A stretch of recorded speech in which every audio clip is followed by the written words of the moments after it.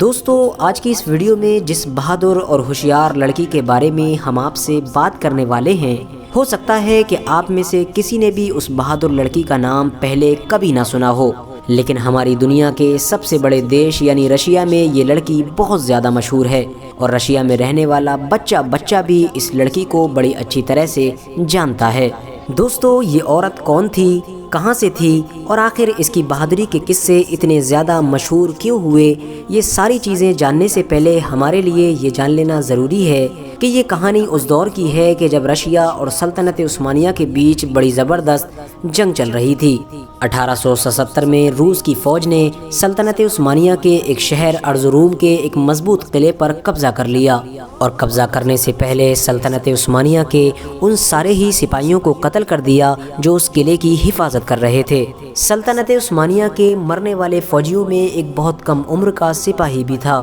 جس کا نام حسن تھا۔ حسن کی ایک بہن بھی تھی جس کا نام نینا خاتون تھا۔ اگلے دن صبح میں جب نینا خاتون کو اس بات کی خبر لگی کہ اس کا چھوٹا بھائی یعنی حسن شہید ہو چکا ہے اور قلعے پر بھی روسی فوج کا قبضہ ہو چکا ہے، تو اسے بہت دکھ ہوا۔ اس نے فوراً اپنے چھوٹے بھائی یعنی حسن کی لاش کو بوسہ دیا، یعنی اس کی باڈی کو چوما، اور پھر یہ قسم کھائی کہ یا تو وہ روس کی فوج سے اپنے بھائی کی شہادت کا بدلہ لے گی یا پھر وہ بھی اپنے بھائی کی طرح لڑتے لڑتے شہید ہو جائے گی۔ بس یہ قسم کھانے کے بعد نینا خاتون اپنی 3 سال کی بچی کو اپنے گھر پر چھوڑ کر روسی فوج سے جنگ کرنے کے ارادے سے نکل پڑی۔ نینا خاتون کے پاس اس وقت اپنے مرے ہوئے بھائی کی ایک بندوق تھی اور ایک چھوٹی سی کلاڑی تھی جس کے ذریعے سے وہ روس کی فوج کا مقابلہ کر رہی تھی۔ دوستو، جیسا کہ میں نے آپ کو پہلے ہی بتایا کہ روسی فوج نے سلطنت عثمانیہ کے ارزروم نام کے اس شہر کو فتح کرنے کے بعد ہی سلطنت عثمانیہ کے ان سبھی فوجیوں کو قتل کر دیا تھا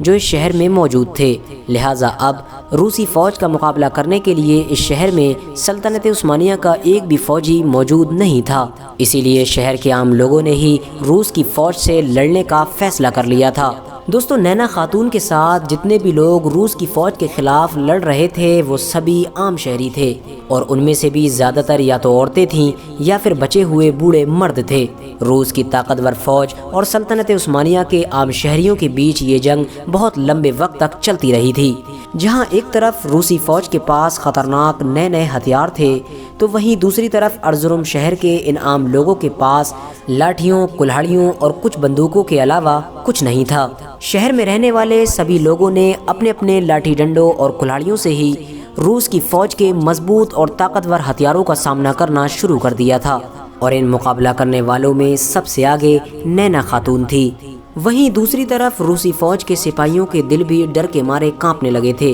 کیونکہ وہ جان چکے تھے کہ ان کا مقابلہ کسی ایک ایسی فوج سے نہیں ہے کہ جو بہت طاقتور یا پھر بہت ہتھیار والی ہو، بلکہ ان کا مقابلہ ایک ایسی عام فوج کے ساتھ ہے کہ جن کے پاس ان کے ہتھیاروں سے بھی کہیں زیادہ بڑا دل موجود ہے۔ اور ظاہر ہے بڑے ہتھیاروں سے تو مقابلہ کیا جا سکتا ہے، لیکن جن کے پاس بڑے دل موجود ہوں ان سے مقابلہ کرنا آسان نہیں۔ دونوں فوجوں کے بیچ ایک لمبے وقت تک جنگ چلتی رہی۔ ہتھیاروں سے لیس روسی فوج کا مقابلہ کرتے کرتے لگ بھگ 2000 سے بھی زیادہ عام شہری اس جنگ میں شہید ہو گئے تھے، لیکن روس کی فوج کی لاکھ کوششوں کے باوجود بھی یہ عام شہری اس قلعے پر دوبارہ قبضہ کرنے میں کامیاب ہو گئے تھے کہ جس سلطنت عثمانیہ کے قلعے پر کچھ دن پہلے ہی روس نے قبضہ کیا تھا۔ جنگ ختم ہونے کے بعد جب لوگوں نے نینا خاتون کو ڈھونڈنا شروع کیا تو نینا خاتون ایک کونے میں خون میں لت پت بے ہوش پڑی تھی۔ نینا خاتون کے ہاتھ میں اپنے شہید بھائی یعنی حسن کی بندوق بھی موجود تھی۔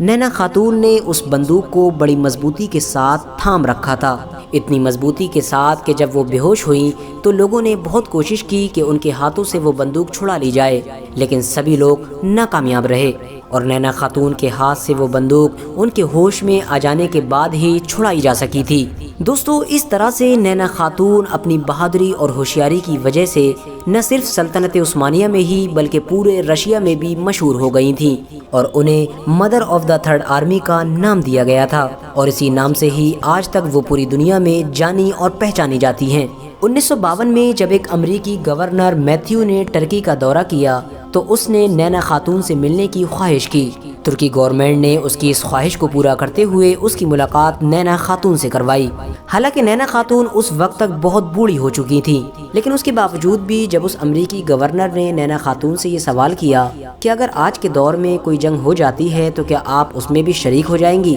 تو اس پر نینا خاتون نے بڑی صفائی کے ساتھ جواب دیا، بالکل، میں اپنے ملک کے لیے اس عمر میں بھی جنگ کرنے کے لیے تیار رہوں گی۔ دوستو، اس سچی اور ایتہاسک کہانی سے یہ بات تو ثابت ہو جاتی ہے کہ ہمیں کسی بھی بڑے سے بڑے دشمن سے لڑنے کے لیے بڑی طاقت یا بڑے ہتھیار کی ضرورت نہیں ہوتی ہے، بلکہ لڑنے کے لیے اگر کسی چیز کی سب سے زیادہ ضرورت ہوتی ہے تو وہ ایک فولادی اور مضبوط دل کی ہوتی ہے۔ جس کے پاس ایک مضبوط دل ہوتا ہے وہ دنیا میں کسی سے بھی آسانی کے ساتھ جیت جاتا ہے۔ فی الحال دوستو، آج کی اپنی ویڈیو کو ہم یہیں پر ختم کرتے ہیں۔ ویڈیو پسند آنے پر نہ صرف ویڈیو کو لائک کریں بلکہ اپنے فرینڈز کے ساتھ بھی ضرور شیئر کریں، اور اسی طرح کی نالجیبل اور ہسٹوریکل ویڈیوز ہمیشہ دیکھنے کے لیے ہمارے اس چینل کو سبسکرائب کر کے ساتھ ہی میں بیل آئیکن کو بھی پریس کر لیں۔